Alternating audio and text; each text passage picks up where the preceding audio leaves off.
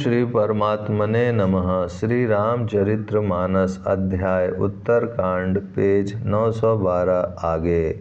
उस सुख का लवलेश मात्र जिन्होंने एक बार स्वप्न में भी प्राप्त कर लिया, हे पक्षीराज, वे सुंदर बुद्धि वाले सज्जन पुरुष उसके सामने ब्रह्म सुख को भी कुछ नहीं गिनते। मैं और कुछ समय तक अवधपुरी में रहा और मैंने श्री राम जी की रसीली बाल लीलाएं देखीं। श्री राम जी की कृपा से मैंने भक्ति का वरदान पाया।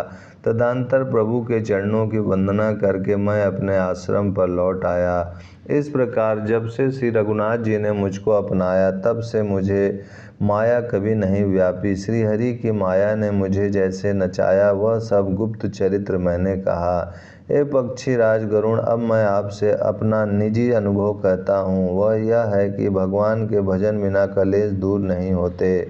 हे पक्षीराज सुनिए, श्री राम जी की कृपा बिना श्री राम जी की प्रभुता नहीं जानी जाती। प्रभुता जाने बिना उन पर विश्वास नहीं जमता। विश्वास के बिना प्रीति नहीं होती और प्रीति बिना भक्ति वैसे ही दृढ़ नहीं होती जैसे, हे पक्षीराज, जल की चिकनाई ठहरती नहीं।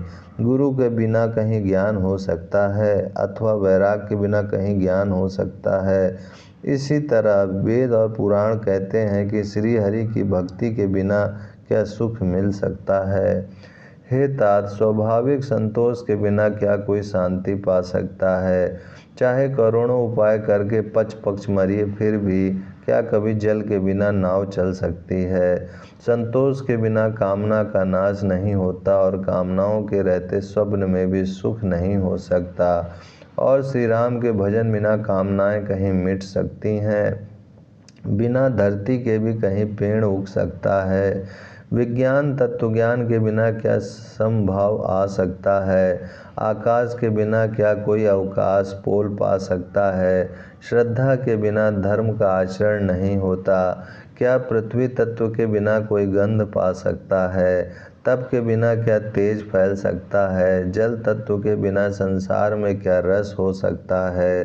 पंडित जनों की सेवा बिना क्या शील सदाचार प्राप्त हो सकता है। हे गोसाई, जैसे बिना तेज अग्नि तत्व के रूप नहीं मिलता, निज सुख आत्मानंद के बिना क्या मन स्थिर हो सकता है। वायु तत्व के बिना क्या स्पर्श हो सकता है। क्या विश्वास के बिना कोई भी सिद्धि हो सकती है। इसी प्रकार श्री हरि के भजन बिना जन्म मृत्यु के भय का नाश नहीं होता। बिना विश्वास के भक्ति नहीं होती। भक्ति के बिना श्री राम जी पिघलते ढरते नहीं और श्री राम जी की कृपा के बिना जीव स्वप्न में भी शांति नहीं पाता। हे धीर बुद्धि, ऐसा विचार कर संपूर्ण कुतर्कों और संदेहों को छोड़कर करुणा की खान सुंदर और सुख देने वाले श्री रघुवीर का भजन कीजिए। हे पक्षीराज, हे नाथ, मैंने अपनी बुद्धि के अनुसार प्रभु के प्रताप और महिमा का गान किया। मैंने इसमें कोई बात युक्ति से बढ़ाकर नहीं कही है। यह सब अपनी आँखों देखी कही है। श्री रघुनाथ जी की महिमा, नाम, रूप और गुणों की कथा सभी अपार एवं अनंत है तथा श्री रघुनाथ जी स्वयं भी अनंत हैं। मुनिगण अपनी अपनी बुद्धि के अनुसार श्री हरि के गुण गाते हैं। वेद, शेष और शिव जी भी उनका पार नहीं पाते। आप से लेकर मच्छर पर्यंत सभी छोटे बड़े जीव आकाश में उड़ते हैं, किंतु आकाश का अंत कोई नहीं पाते। इसी प्रकार हे तात, श्री रघुनाथ जी की महिमा भी अथाह है, क्या कभी कोई उसकी था पा सकता है। श्री राम जी का अरबों कामदेवों के समान सुंदर शरीर है। वे अनंत कोटि दुर्गाओं के समान शत्रुनाशक हैं। अरबों इंद्रों के समान उनका विलास ऐश्वर्य है। अरबों आकाशों के समान उनमें अनंत अवकाश स्थान है। अरबों पवन के समान उनमें महान बल है और अरबों सूर्यों के समान प्रकाश है। अरबों चंद्रमाओं के समान वे शीतल और संसार के समस्त भयों का नाश करने वाले हैं। अरबों कालों के समान वे अत्यंत दुस्तर, दुर्गम और दुरंत हैं।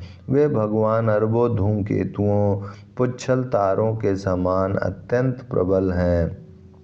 अरबों पातालों के समान प्रभु अथाह हैं, अरबों यमराजों के समान भयानक हैं, अनंत कोटि तीर्थों के समान वे पवित्र करने वाले हैं। उनका नाम संपूर्ण पाप समूह का नाश करने वाला है।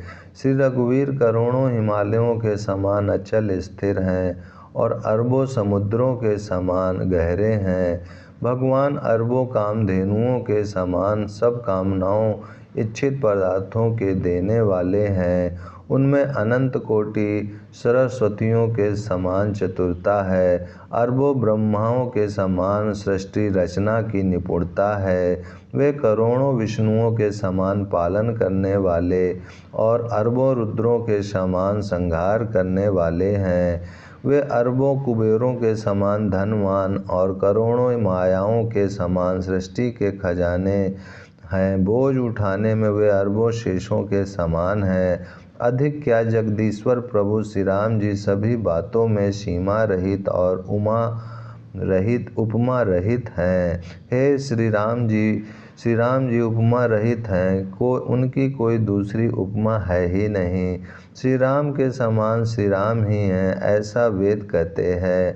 जैसे अरबों जुगनुओं के समान कहने से सूर्य प्रशंसा को नहीं वरम अत्यंत लघुता को ही प्राप्त होता है, सूर्य की निंदा ही होती है। इसी प्रकार अपनी अपनी बुद्धि के विकास के अनुसार मुनीश्वर श्री हरि का वर्णन करते हैं, किंतु प्रभु भक्तों के भाव मात्र को ग्रहण करने वाले और अत्यंत कृपालु हैं। वे उस वर्णन को प्रेम सहित सुनकर सुख मानते हैं।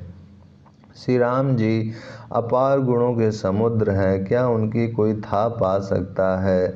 संतों से मैंने जैसा कुछ सुना था वही आपको सुनाया। सुख के भंडार करुणा धाम भगवान भाव प्रेम के वश हैं, अतएव ममता मद और मान को छोड़कर सदा श्री जानकी नाथ जी का ही भजन करना चाहिए। भुसुंडी जी के सुंदर वचन सुनकर पक्षी राज ने हर्षित होकर अपने पंख फुला लिए। उनके नेत्रों में प्रेमानंद के आंसुओं का जल आ गया और मन अत्यंत हर्षित हो गया। उन्होंने श्री रघुनाथ जी का प्रताप हृदय में धारण किया। वे अपने पिछले मोह को समझकर याद करके पछताने लगे कि मैंने अनादि ब्रह्म को मनुष्य करके माना। गरुण जी ने बार बार काक भुसुंडी जी के चरणों पर सिर नवाया और उन्हें श्री राम जी के ही समान जानकर प्रेम बढ़ाया। गुरु के बिना कोई भव सागर नहीं तर सकता, चाहे वह ब्रह्मा जी और शंकर जी के समान ही क्यों ना हो। गरुण जी ने कहा, हे तात, मुझे संदेह रूपी सर्प ने डस लिया था और सांप के डसने पर जैसे विष चढ़ने से लहरें आती हैं, वैसे ही बहुत सी कुतर्क रूपी दुख देने वाली लहरें आ रही थीं। आपके स्वरूप रूपी गारुणी सांप का विष उतारने वाले के द्वारा भक्तों को सुख देने वाले श्री रघुनाथ जी ने मुझे जिला लिया। आपकी कृपा से मेरा मोह नाश हो गया और मैंने श्री राम जी का अनुपम रहस्य जाना। उनकी भुसुंडी जी की बहुत प्रकार से प्रशंसा करके सिर नवाकर और हाथ जोड़कर फिर गरुण जी प्रेम पूर्वक विनम्र और कोमल वचन बोले, हे प्रभु, हे स्वामी, मैं अपने अविवेक के कारण आपसे पूछता हूँ। हे कृपा के समुद्र, मुझे अपना निज दास जानकर आदर पूर्वक विचार पूर्वक मेरे प्रश्न का उत्तर कहिए। आप सब कुछ जानने वाले हैं, तत्व के ज्ञाता हैं, अंधकार माया से परे उत्तम बुद्धि से युक्त सुशील सरल आचरण वाले ज्ञान वैराग और विज्ञान के धाम और श्री रघुनाथ जी के प्रिय दास हैं।